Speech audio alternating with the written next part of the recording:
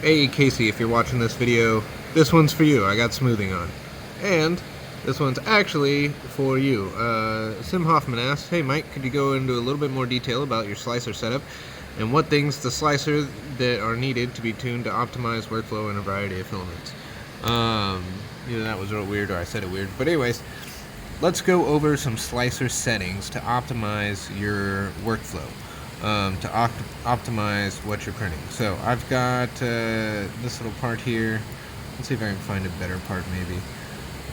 Discs, this. Okay, this is a really good one. Okay, so this is a thick part. We can see it's 21 hours in my current settings. So if you've got just a basic printer, let's set up just a basic printer here. 0.4, we're gonna keep all my changes. And that's probably going to be, let's just say someone thinks they need high accuracy and they put it at 0.15. When we slice this,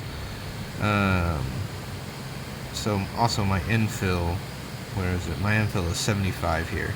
So this is part of why look, that went to 2 days, 10 hours. Right? So how do we get that down in time? So one thing's obviously to lower the infill density. If we just lower the infill density, if you don't need a thick part, obviously you can do that. One super neat thing in here is now lightning infill. So if you haven't seen lightning is really neat. Look at how much less time the lightning even does. Boom, 19 hours. So what's neat about lightning, just real quick, and this will help with a lot of your prints, so this will help with optimization.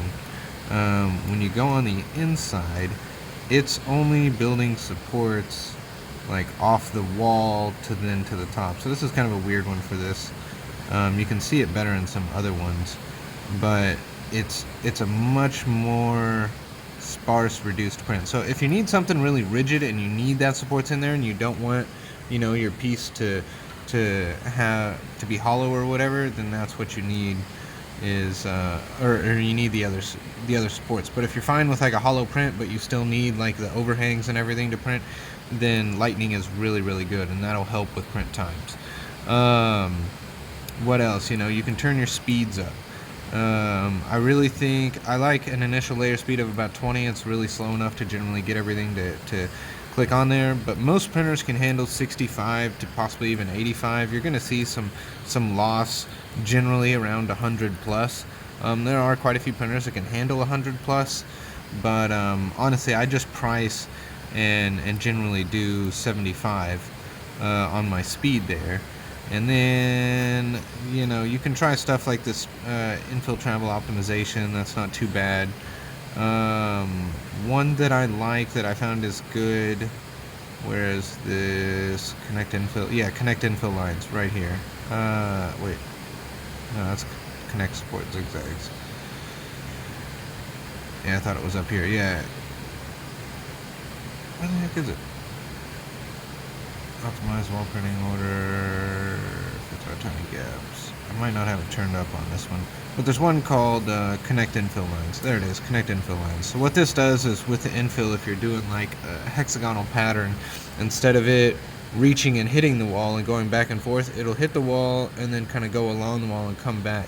So it's actually hitting before the wall, so it should leave less divots, less noticeable patterns of the infill on the outside of your print. So that's one feature that helps there. What else can you do? So obviously the biggest one is the nozzle. So if you're just printing a bunch of stuff, go to a 0.6 nozzle. Go to a 0.8 nozzle. We're just doing the same print right here with a 0.6. Took it down to 20 hours. But also the layer height. With a 0.6 nozzle, I can do a 0.35 layer height. That made it 9 hours, but I'm doing this at 75%. So, these are just some tips and tricks that you can do here. Sometimes you can play with the pattern of the infill. That will affect the hours sometimes. So, if you want to reslice something a bunch of times, to see if it makes any difference, you can do that.